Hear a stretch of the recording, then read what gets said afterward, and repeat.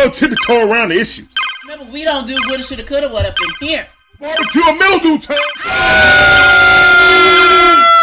Let's go.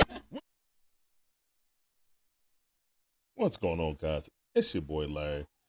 This is the Dixon Way, all about the A Sports Talk. We give you that fire commentary every sports team we love to watch. Braves, Hawks, Falcons, Bulldogs, and my wife's Gators. I appreciate every last one of you guys coming in. This is the Atlanta Hawks in review. The Atlanta Hawks in review. Our Atlanta Hawks went 1-2 last week. Let's talk about it. I got the game highlighted right now. The first game we played was OKC on the road. OKC, a very young athletic team.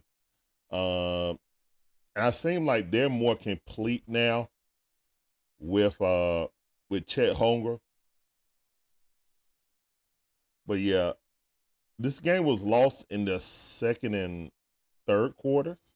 We outscored them by 10 in the fourth quarter, 40-30. It just wasn't enough to come back. We gave it a valiant effort. But let's go vote what happened. This was DeAndre Hunter's worst game of the season. Only 2 for 13. That's horrible. 1 for 7. And all of those threes were wide open. Like, all of those threes was wide open. So, yeah, it was by far his worst night on the day. And having like one of the Williams boys on or trying to drive to the basket, having Chet Holmgren down in the paint was disruptive. Chet might not got a lot of blocks, but his presence was felt in the paint. As we seemed like we were scared to go down in the paint, except for when he went out. Then when he went out, it was a parade down there. So in the fourth quarter, we started attacking, but we were real tentative going down in the paint at the beginning of the game. All right, another thing. Yucca Kongu had a great rebound tonight, but he was 3 for 8 on the 7 points. We definitely need more production out of him. This is one of Jalen Johnson. He shot a lot, but again, the length, him driving a past his initial guy and then getting to the paint and Chet there, throwing up some low percentage shots. So Chet effectiveness, even though he didn't get as many blocks as you would think he would, like 4 or 5 against a short team like us, he definitely was being disruptive down there. All right, we got somebody in the chat. Francisco, what's up, man? How you doing? You said Ant-Man is the next Kobe, MJ, and T-Mac. I don't know about that, but I like him. You know, he's from Georgia. So the kid can hoop. There's a lot of good hoopers come out of Georgia. Appreciate you coming in. Welcome to the stream. It's sounding for you.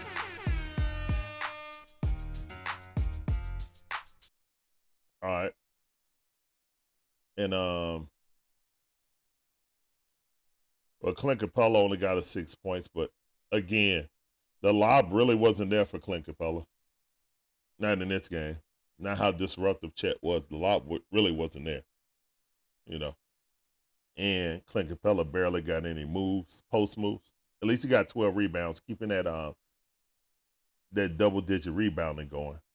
Jalen Johnson getting 12 rebounds is amazing, but DeAndre Hunter getting 8 points and only 2 rebounds with only 2 fouls is disgraceful. You got to play better than that, Dre. Dre and really, Trae Young had a bad shooting night.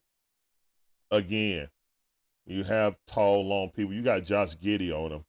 You know what I'm saying? Or Dort, who's an excellent defender. Mostly it was Dort. With Dort, and then they bring in another guy named Wallace, who's about 6'5", 6'6". Put a lengthy guy on him, play physical, and then lead him down to the 7'1", 7'2" guy, 7'1" guy in Chet. So That's the way they played it. It was good defensive scheme by Oklahoma City. It also showed how small we are. We bring in a lineup of Trey Young. Who was it? It was Trey, Garrett Matthews, Bogey. Yeah, that's Okongwu and Jalen Johnson or Sadiq Bey. That's entirely too small. I mean, we have a small team, guys. We just do. It kind of is what it is. We only shot 33% from three, 37% from the field. So it wasn't like,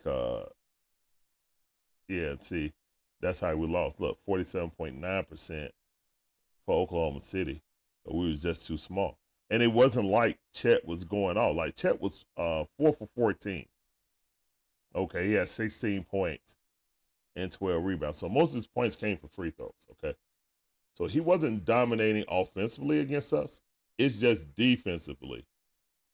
Uh Defensively, he was a terror down there, getting in the way, being disruptive, not taking away our lobs on the backside, you know.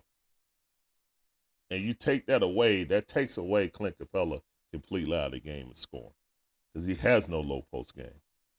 All right. Williams went off. Jay Will, he went off. 8 for 13, super efficient. 21 points. Shea Gildress, no one can really check him, you know. DeJounte did a better job in the second half than the first half, you know, as those two were going at it, you know. Yeah, because DeJounte had a great game. 7-16, very efficient. Yeah, Trey Young had a bad shooting night.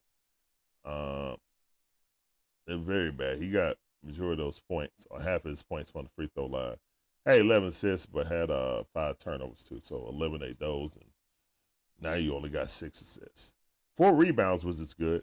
And Trey Young should never out rebound DeAndre Hunter. Unfortunately, that's a pattern. Trey Young should be going down there getting offensive rebounds when you're 6'8", small forward / power forward is supposed to do that.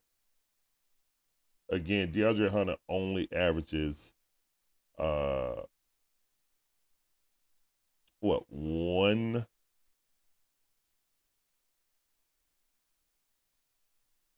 more rebound above him. So yeah, that has to change.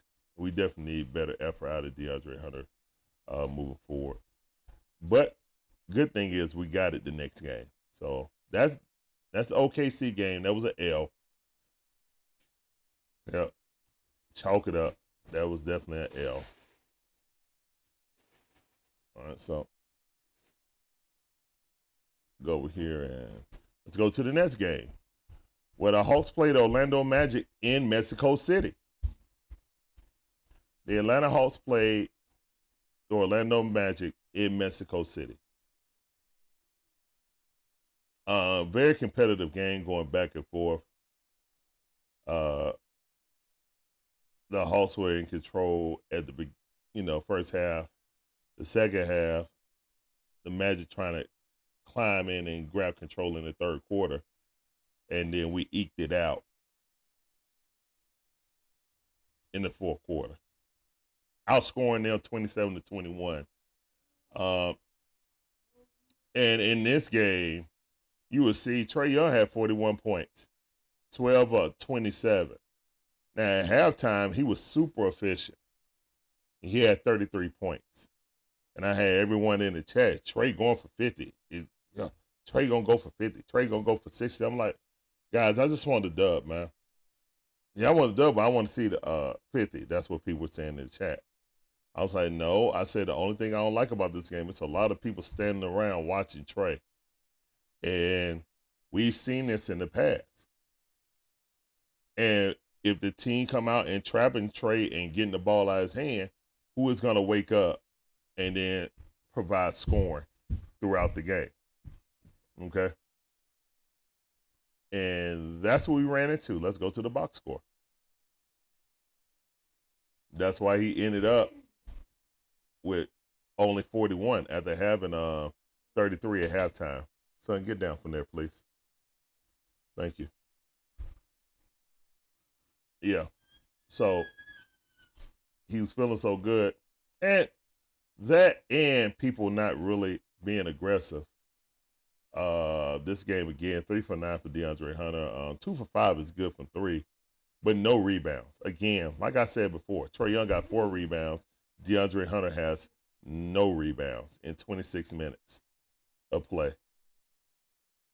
I can't have my 6'8" small forward / power forward not having 1 rebound in the game. I know he was hampered with a lot of foul trouble, and that was kind of the story of the game, to be honest. Our bigs were in foul trouble. A lot of tick-tack fouls. I saw Paulo Banchero clothesline Jalen Johnson going down the lane, not trying to do a basketball play at all. And this was in the first 2 minutes of the game. And they only gave him a flagrant 1. And he should have had a flagrant 2, to be honest. What's up, Ron Jeremy? How you doing, man? Welcome back to the stream. This sounded for you. Appreciate you coming through. All right.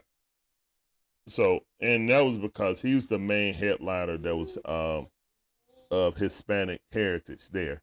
You kick him out, you're going to have a lot of patrons upset. So, you really couldn't kick him out of the game. They pretty much marketed the game. And it was supposed to be an Orlando road game. So, they marketed the game around Paulo Banchero. Him and Bruno Fernando actually spoke to the crowd before the game, since they have, Hispanic descent, and they spoke the language. All right. So, yeah, DeAndre Hunter, another lukewarm game. A little bit better offensively, scoring 12 points. But again, no rebounds. We need rebounds from DeAndre Hunter. We can't have no rebound games by DeAndre Hunter. Jalen Johnson was hooping. By far one of the best games, if not the best game. Jalen Johnson had another game that was better than this offensively, but super efficient. 7 for 9, 2 for 4 from 3, 9 rebounds, 2 assists, 19 points. He did his part. Larry, get down, son. Thank you. Very efficient. Clint Capella, only 6 points. This is another tall team. When you had this Batista guy who was a legit 7-footer, and then they bring in little Big Wagner, who's like 6'11", that's coming off the bench now, which is surprising because that guy has a lot of talent. Maybe he's lacking in a defensive category, but he didn't look that bad to me, to be honest, defensively, as he was, those guys were stopping the backdoor lob also. Isaac was back there, Larry. He's 6'11". So Orlando has a very long team. I think the best thing that I will say about DeAndre Hunter and Jalen Johnson, basically the job that Jalen Johnson did on Paulo Banchero basically won this game for us, because he normally plays well against us. And he had a good game. He shot 50%. I don't want for 3 from 3, but still had 8 rebounds, but only 17 points. That's the key.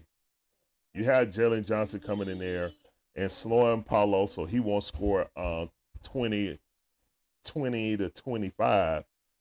That's how we won the game, because the others came to play. And DeJounte had a really slow first half. And see, this is where you get into the, hey, is Trae shooting too much, or are we getting back into old habits? I will say this.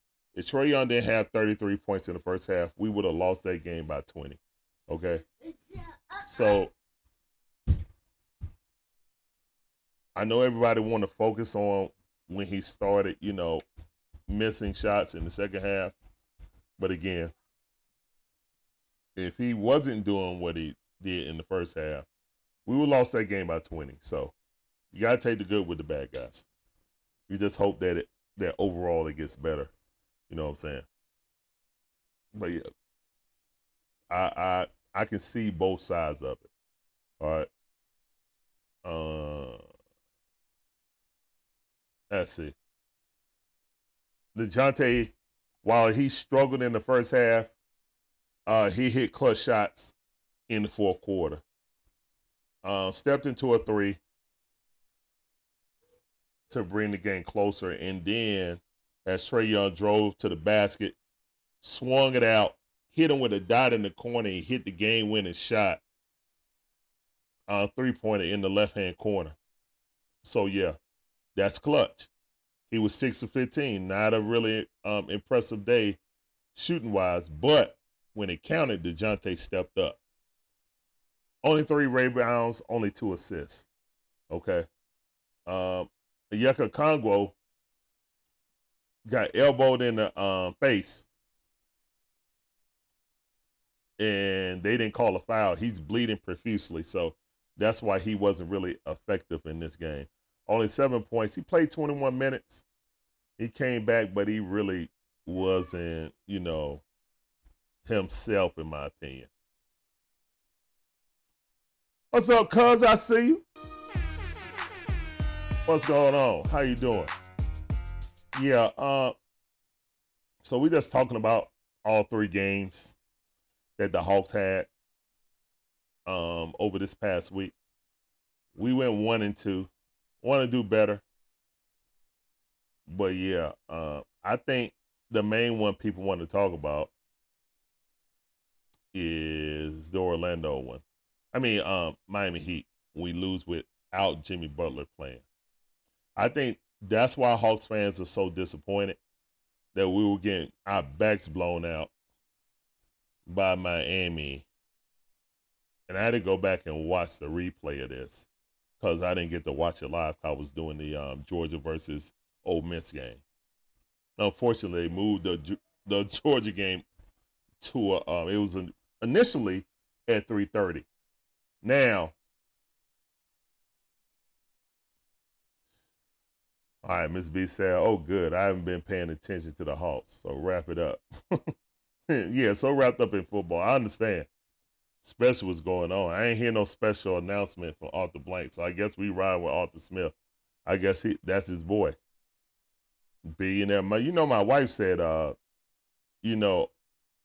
Smith's dad made that phone call. Hey, Arthur, don't you fire my boy. He can't work here with me. So, hey, we got a deal, man. You get your season tickets mailed out for free. Because anyone that knows, whoever has season tickets, they know your season tickets come in the FedEx package. At least I was there for 7 years. So, I don't know. Rumor. But back to the game. Yeah, a really balanced attack by Orlando, man. Look at all these people that had double figures, man. They had 7 people in double figures. And that just goes to the length of Orlando. But we won this game by Trae carrying us in the first half and Jalen Johnson playing well throughout. Also, Bogey was hot too and hit some crucial shots in the fourth quarter too. So I like that we won a tough game like that internationally, put on a good show. But yeah, I think we were thinking about this too much. And then let's go to the next, because then we played against the Miami Heat. And let's go to that. Miami Heat did not have Jimmy Butler, and I think that's why people were so upset after the game that we lost this game with only Bam Adebayo and Kyle Lowry playing. And we lost the game in the first quarter. When I was doing the football game with the Georgia versus Mississippi, someone said the Hawks are losing 41-21 in the first quarter. I said, what? I said, well, I guess there was a reason why I was doing the Georgia Bulldogs versus Ole Miss, which was a great game. So, yeah. And if you look at it, really the first half is where we lost the game, man. And we tried to, in the second quarter, We outscored them 28-22, then even up at, and then they just held us off. They ran out on us, and what happened was we looked across the court and saw that Jimmy Butler wasn't playing, and we fell into them old habits. We fell into them bad old habits of underestimating teams and thinking we can roll out the ball. I really don't understand how, as a Hawks, the players on this team, like Trey or DeAndre Hunter, anyone that's been here ever since they went to the playoffs, which is few and far between right now. I think it's only Trey, Bogey, and DeAndre Hunter that's still on this team. I think those are the only three players still on this team. Those three players alone should understand to not take any team lightly, regardless. You lose a game like this at home, that's bad. That's a bad loss. Now, my only worry is, all right, it's early in the season, so I'm not going to panic, okay? My concern is that we saw the Atlanta Hawks last season hover around 500 for the entire season, guys. I think we got 4 games over 500 once, and then after that, we just started teetering around either 1 game above or 1 game below or right at 500 for over like between 25 to 30 games. Like it was something ridiculous, man. Like we just couldn't get out of our way. And in the midst of that, we will upset some good teams. You know what I'm saying? We beat Sacramento on the road, who's a playoff team, who's a top 3 team in the West last year. But then we'll lose to the Rockets or something like that. So, yeah. The inconsistencies, you would think. We don't want to fall into that trap again. Because then it's not about the coaching. Because our hope was that our coaching could try to coach out the bad habits that these players of the last regime still had. We have to play better, and we have to not take any team lightly. Don't just come with your A game just because. Like seriously. And if players still got that same mindset that they spoke on 2 years ago, talking about it's really hard getting up for early season games. I just want to go back to the playoffs. That was said by Trae Young right after we went to the Eastern Conference Finals. I don't ever want to see that again. As a Hawks fan, you want to know that your team is giving it their all every game, period, point blank. You know what I'm saying?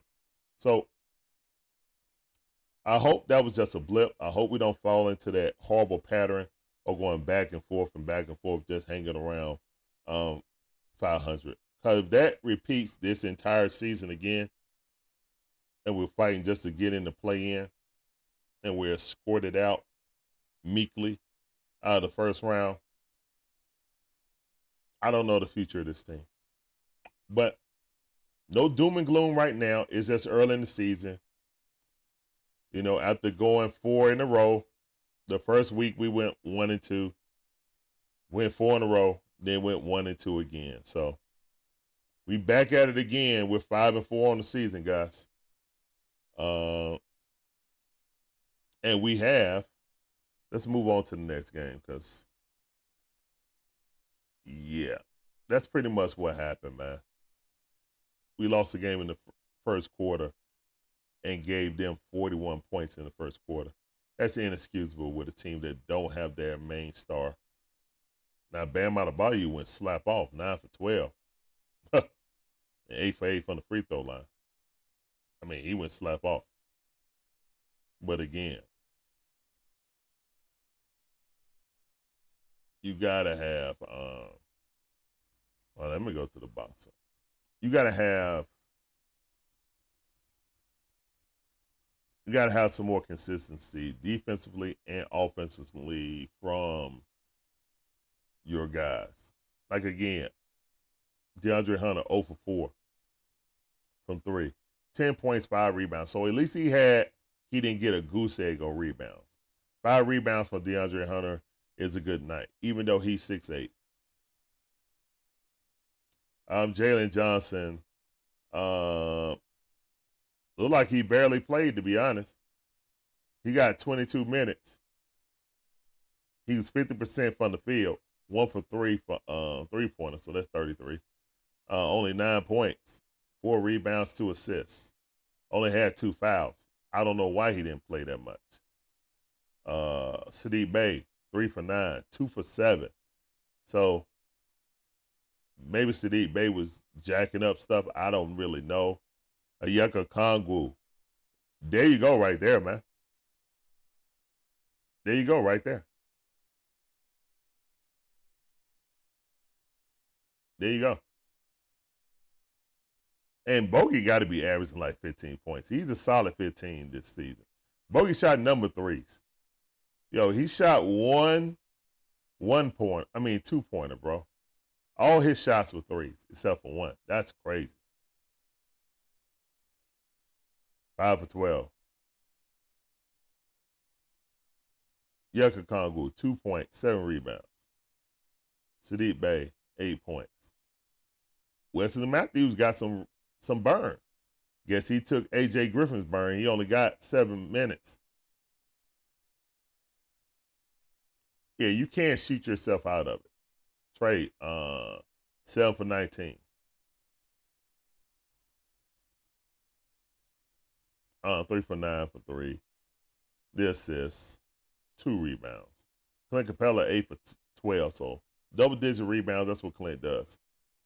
But you're facing Bam Adebayo, who's a great defender. So it's going to be hard to get those lobs. Again, possibly need a center who could be not as good as Capella rebounding, but a solid defender in the paint, and then who actually has post move. Yaka Kongu cannot be the starter because he has games like this.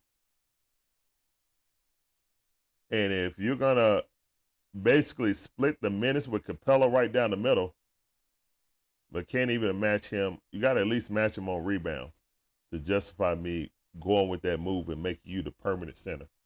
I think he's a power forward, but he just can't shoot. You can't have 2 bigs in the NBA that can't shoot. No, you can't. All right. So let's move to the game that's coming up tomorrow.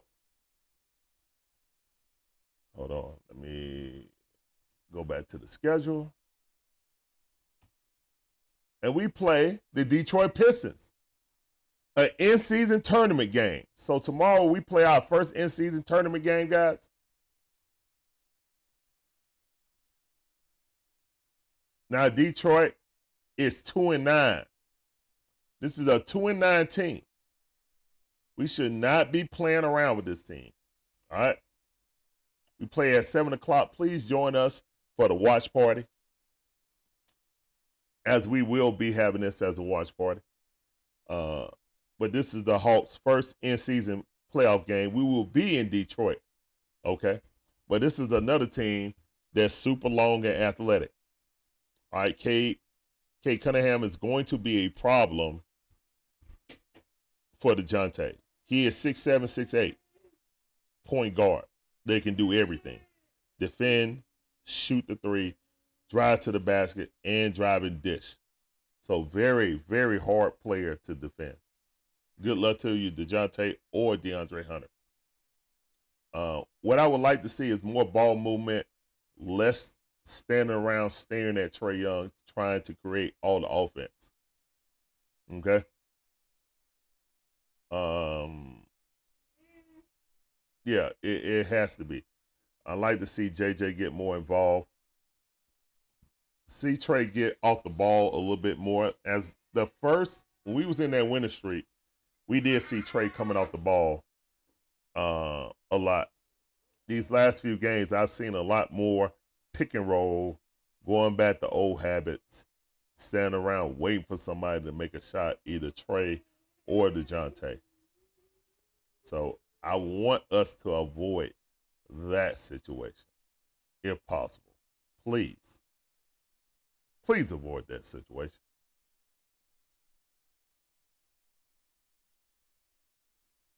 Yeah, so I I still feel good about the season. I think let's look at the next 3 games. Let's look at the games this week and see how we're gonna fare. In my opinion. All right, tomorrow we got the Pistons, who are 2-9. We better win that game.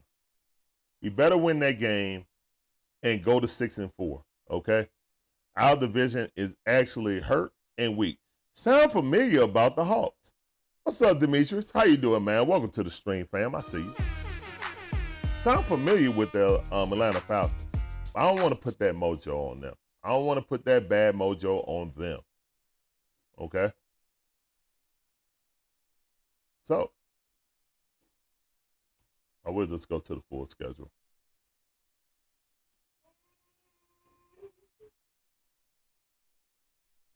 All right, so we got Detroit, in Detroit, and then we go into a back-to-back. We come back home and face the Knicks again. So this will be our second game against the New York Knicks.